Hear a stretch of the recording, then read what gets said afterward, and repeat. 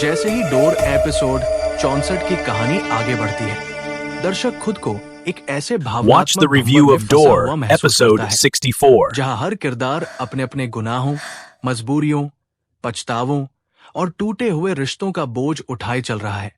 ये एपिसोड किसी हल्के पल या राहत के साथ नहीं आता, बल्कि शुरू से ही दिल पर भारी पड़ने वाला एहसास लेकर आता है।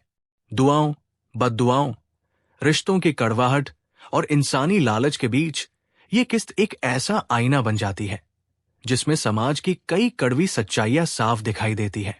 इस एपिसोड की सबसे बड़ी ताकत इसका भावनात्मक संवाद है। हर डायलॉग ऐसा लगता है जैसे किसी जले हुए दिल से निकला हो। असली मुस्लिम तो मेरे माँ बाप है जैसे वाक्य सिर्फ किरदार की बात नहीं रहते, बल्कि एक पूरी परवरिश, एक पूरी सोच और एक पूरे उसूल की गवाही बन जाते हैं। यहां धर्म, इज्जत और इंसानियत को केवल शब्दों में नहीं, बल्कि किरदारों के फैसलों और उनके अंजामों में दिखाया गया है। यही वजह है कि कहानी सिर्फ सुनी नहीं जाती, महसूस की जाती है। फिरोजा और कमाल की कहानी इस एपिसोड में एक खौफनाक मोड़ लेती है। अदालत, रिमांड, जुडिशल कस्टडी और सजा की बातें सिर्फ कानूनी पहलू नहीं दिखाती, बल्कि ये बताती है कि जब लालच और झूठ मिलकर रिश्तों को चलाने लगते हैं तो उसका अंजाम कितना भयानक होता है। फिरोजा का जेल में टूट जाना, रहम की भीख मांगना और अपनी बेबसी दिखाना दर्शक को एक पल के लिए सोचने पर मजबूर कर देता है, लेकिन अगले ही पल उसके किए गए गुनाह उस हमदर्दी को खत्म कर देते हैं। ये द्वंद्व इस एपिसोड को और भी गहरा बना देता है। किरमानी का किरदार इस किस्त में बेहद ताकतवर नजर आता है। उसका गुस्सा, उसकी नफरत और उसका दर्द सब कुछ जायज लगता है। जब वो फिरोजा से कहता है कि उसने कोई इंतकाम नहीं लिया, बल्कि उन आहों और सिसकियों ने लिया है जिन्हें उसने कुचला था, तो ये संवाद सीधे आत्मा पर वार करता है। ये सिर्फ एक आदमी का बदला नहीं, बल्कि एक पूरे सिस्टम, एक पूरी मानसिकता के खिलाफ खड़ा होना है, जहां औरत को सिर्फ कमाई का जरिया समझा जाता है। मां और बेटे के रिश्ते को इस एपिसोड में जिस तरह दिखाया गया है वो बेहद तकलीफदेह है। एक मां जो अपने बेटे के गुनाहों का बोझ भी उठाना चाहती है, और एक बेटा जो उसी मां को ब्लैकमेल करने तक गिर जाता है। ये सीन इंसान को झकझोर कर रख देता है। यहां मां सिर्फ मां नहीं रहती, वो जमीर, सब्र और कुर्बानी की मिसाल बन जाती है। वही बेटा उस समाज की तस्वीर बन जाता है जो अपने फायदे के लिए हर हद पार कर सकता है।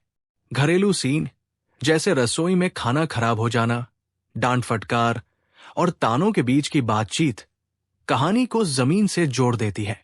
ये दिखाता है कि एक तरफ बड़े बड़े जुर्म हो रहे हैं और दूसरी तरफ रोजमर्रा की जिंदगी अपनी पूरी कड़वाहट और सच्चाई के साथ चल रही है। ऐसे सीन ड्रामे को बनावटी होने से बचाते हैं और उसे असल जिंदगी के और करीब ले आते हैं। आलिया का मसला इस एपिसोड में एक अहम भावनात्मक धुरी बनकर सामने आता है। घर बेचने की बात, इज्जत और रिश्तों के बीच का संघर्ष, और ये सवाल कि किसी की जान ज्यादा कीमती है या जायदाद, ये सब सवाल दर्शक के मन में भी उठते हैं। रिश्ते जायदाद के मोहताज नहीं होते जैसे संवाद इस किस्त की आत्मा बन जाते हैं।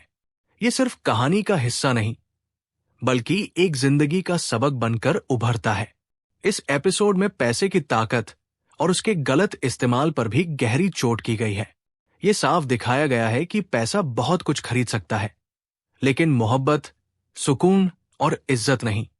वकील को बुलाने, गैरकानूनी रास्तों की बात करने और नफरत में अंधे हो जाने के सीन ये साबित करते हैं कि जब इंसान अपने जज्बातों पर काबू खो देता है तो वो सही और गलत का फर्क भूल जाता है।